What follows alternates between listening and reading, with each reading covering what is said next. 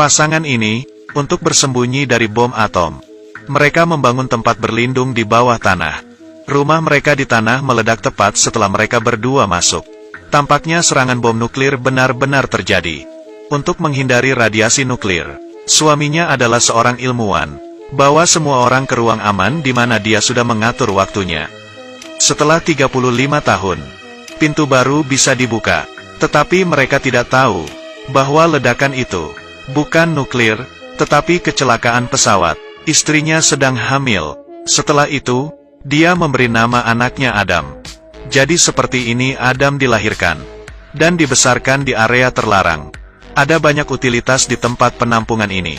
Selain kebutuhan untuk keperluan sehari-hari yang cukup untuk 35 tahun. Bahkan dilengkapi dengan ekosistem yang menarik. Untuk kegiatan santai mereka bisa memancing, menanam. Sang istri bahkan bisa berbelanja di gudang. Mereka berdoa bersama sebelum makan. Bersama-sama menonton film setelah makan malam. Meskipun mereka tinggal di bawah tanah dan terisolasi dengan dunia luar. Tetapi mereka masih hidup dengan sangat bahagia dan memuaskan. Sang ibu mengajari Adam cara etiket dan menari. Ayah mengajarinya tinju, bahasa asing, dan manajemen keuangan. Bahkan mengajari bocah itu tentang ruang bawah tanah dengan koleksi kartu favoritnya. Dia juga menyerahkan semua sahamnya kepada Adam.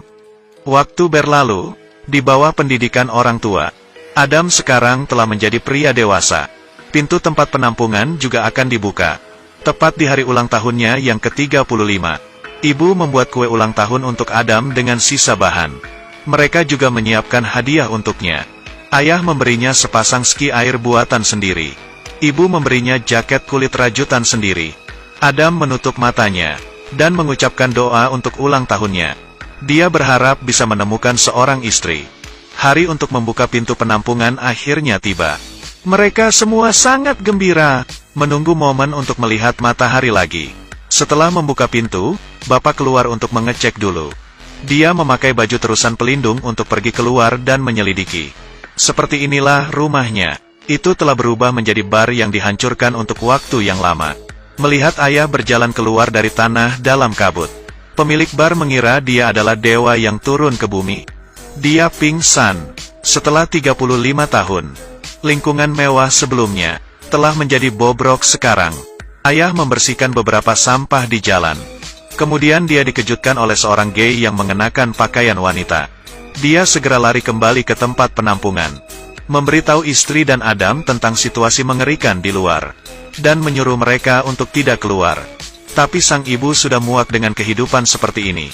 Dia ingin melihat gunung dan danau di luar. Keduanya terus bertengkar. Ayah tiba-tiba mengalami serangan jantung. Jadi ibu memutuskan untuk melepaskan Adam. Untuk membeli obat-obatan dan persediaan yang cukup untuk 20 tahun ke depan. Adam segera mengemasi barang-barangnya. Dia mengambil koleksi kartu bisbol dan sahamnya dari ayahnya. Meninggalkan tempat penampungan ini di mana saya tinggal selama 35 tahun. Melihat langit biru, Adam sangat bersemangat. Dia menyapa siapapun yang lewat. Dia pergi ke kota dengan bus. Datang ke toko koleksi. Dia ingin menjual koleksi kartu dasar yang diberikan ayah kepadanya dengan imbalan sejumlah uang untuk dibelanjakan. Bos melihat koleksi kartu bisbol White Owl yang lama. Dia langsung tertegun. Karena koleksi kartu baseball retro ini sangat berharga untuk saat ini. Tetapi bos merasakannya. Adam sepertinya tidak tahu tentang nilainya. Jadi dia menyarankan untuk membayar seluruh kotak seharga $500. Adam mengira dia telah membuat kesepakatan yang bagus. Tapi berkat Eve, pramuniaga berdiri di dekatnya. Katanya satu kartu di kotak ini bernilai $6.000. Intervensi Eve membuat bosnya marah. Jadi dia segera memecatnya. Adam jatuh cinta pada gadis yang baik dan antusias ini pada pandangan pertama. Dan ingin lebih banyak berbicara dengannya. Dia meminta Eve untuk mengantarnya ke hotel. Sebagai imbalan, dia akan membayarnya kartu bisbol. Tapi keesokan harinya, ia datang ke hotel dan memberinya kembali kartu bisbol. Aku tidak bisa menerima ini untuk mengantarmu pulang. Saya berharap saya bisa, tetapi saya tidak bisa. Jadi sini, ambil kembali. Tapi Adam tidak mau menyerah pada Hawa. Dia mengusulkan untuk mempekerjakan Eve untuk membantunya menjual kartu. Lalu gunakan uang itu untuk membeli kebutuhan sehari-hari. Menghadapi godaan gaji tinggi yang ditawarkan oleh Adam, Eve setuju. Mereka mulai berbelanja di gudang. Eve tidak ada ide, mengapa Adam membeli begitu banyak barang. Di matanya, Adam adalah anak laki-laki besar yang aneh. Setelah membeli semua persediaan, Adam meminta Hawa membantunya menemukan istri. Eve tidak bisa berkata apa-apa, tapi menurutinya. Sebenarnya, dalam beberapa hari terakhir bersamanya, bahkan juga tersentuh oleh bocah besar yang hangat dan polos ini.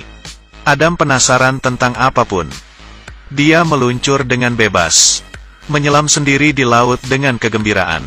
Bahkan dia juga bermain dengan hujan. Tetapi orang tua dan saudara laki-laki Eve sama-sama gagal dalam pernikahan. Ini membuatnya tidak berani menerima Adam dengan mudah. Untuk mencarikan istri bagi Adam, Eve membawanya ke bar di malam hari.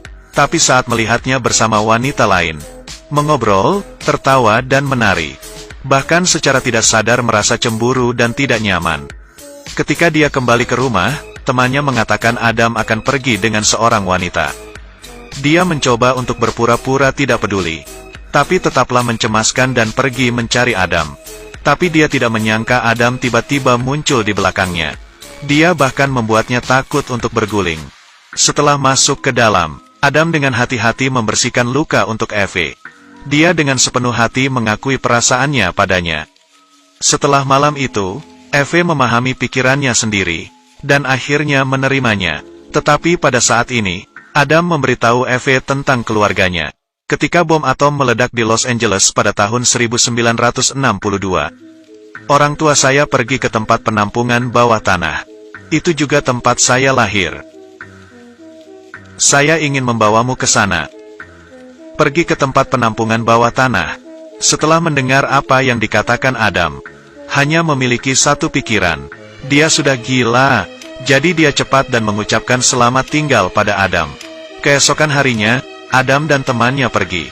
Menemukan pintu masuk rumahnya secara tidak sengaja. Dia pergi ke rumah Eve dengan senang hati. Ingin memberitahunya tentang kabar baik ini. Tapi Evan telah membawa psikiater. Mereka ingin membawa Adam untuk pemeriksaan. Adam lari dari mereka. Sebelum pergi, dia juga memberikan semua kartu bisbol yang tersisa kepada Eve. Adam akhirnya kembali ke rumah, bertemu dengan orang tuanya, dan dengan bantuan penjaga bar di atas, mengumpulkan orang untuk membantunya membawa persediaan yang dibeli dari gudang. Dan teman Eve juga ditemukan. Saham yang ditinggalkan Adam bernilai 10 juta uset, dan barang-barang yang digunakan Adam juga diproduksi 35 tahun yang lalu. Mereka mulai percaya, apa yang dikatakan Adam mungkin benar. Jadi mereka memutuskan untuk menemukan Adam. Tapi ini seperti menemukan jarum di tumpukan jerami. Keduanya tidak mendapat apa-apa dan merasa frustrasi. Eve dengan putus asa melihat orang-orang berjalan. Dia tidak tahu apakah dia bisa bertemu Adam lagi di masa depan. Dia merasa sangat sedih. Pada saat ini, Adam muncul di seberang jalan. Dia segera keluar dari mobil, memeluk dan menciumnya erat. Begitu saja, Adam membawa Eve ke tempat penampungan bawah tanah. Ibu menyambut Eve dengan hangat.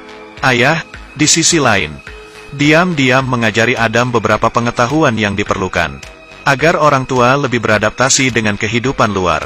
Adam menukar beberapa saham dan kartu bisbol dengan uang, mulai berinvestasi di berbagai industri, dan membangun rumah besar di pinggiran. Sampai semuanya beres, dia membawa orang tuanya dari ruang bawah tanah ke rumah besar di pinggiran kota. Adam ingin memberi mereka waktu untuk beradaptasi dengan dunia luar. Dan sejujurnya tidak ada serangan bom nuklir sama sekali. Ibu senang melihat langit lagi. Sebagai seorang ilmuwan, ayah masih skeptis tentang segala hal di luar. Saat ibu sibuk dengan masakannya, dia diam-diam mengukur ukuran halaman, merencanakan area untuk tempat penampungan berikutnya.